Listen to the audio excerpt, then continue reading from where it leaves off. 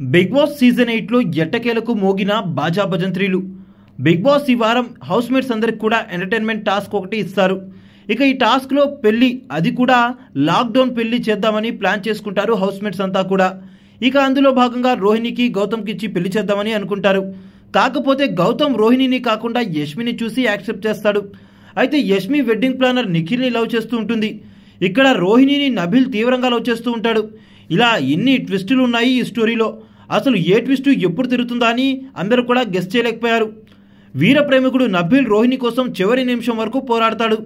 అశ్వత్థామ గౌతమ్ చేసిన మిస్టేక్ వల్ల రోహిణితో పెళ్లి అయితే అవుతుంది. ఇక ఆ మిస్టేక్ ఏంటి అంటే, పెళ్లి చూపుల్లో రోహిణి చూడ్డానికి వచ్చి యష్మి పెళ్లి కూతురు అనుకొని భ్రమపడతాడు. ఇక అక్కడ చేసిన తప్పు వల్ల గౌతమ్కి పెళ్లి అనే శిక్ష అయితే పడింది ఫైనల్గా రోహిణితో. మధ్య మధ్యలో చాలా హింట్స్ వచ్చినా గౌతమ్ మాత్రం వాటిని పట్టించుకోడు. ఇక లాస్ట్ పెళ్లి పీటల పైన తెలుస్తుంది రోహిణి పెళ్లి కూతురని. ఇక జరిగినదంతా గౌతమ్ వాళ్ళందరికీ చెప్తే, గౌతమ్ ఫాదర్ అవినాష్, నేను నీకు ముందే చెప్తున్నా కదరా పెళ్లి చూపుల నుంచి అమ్మాయి అదే అని, కానీ నువ్వే పట్టించుకోలేదు. ఇప్పుడు నీ కర్మ అంటూ మన ఇంటి పేరు అసలుకే మాట తప్పం.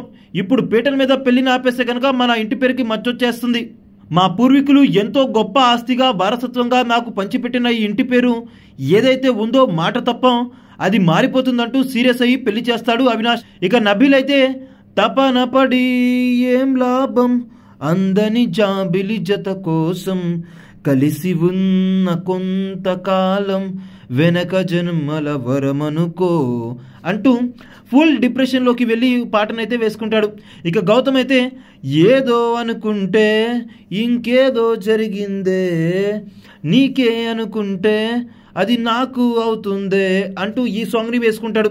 అలా ఫైనల్గా పెళ్ళవడంతో అందరూ కలిసి మురారి సినిమాలోని ఆల్ టైమ్ క్లాసికల్ సాంగ్ అయిన చందామామ చందామామ ఈ పాటనైతే వదిలేస్తారు. ఇక అలా ఫైనల్గా ఈ పెళ్లి ఎపిసోడ్కి తెరపడుతుంది బిగ్ బాస్ హౌస్లో. ఇక ఈ ఎంటర్టైన్మెంట్ టాస్క్ మీకు ఎలా అనిపించిందో కామెంట్ రూపంలో తెలియచేయండి. Please do subscribe to our channel.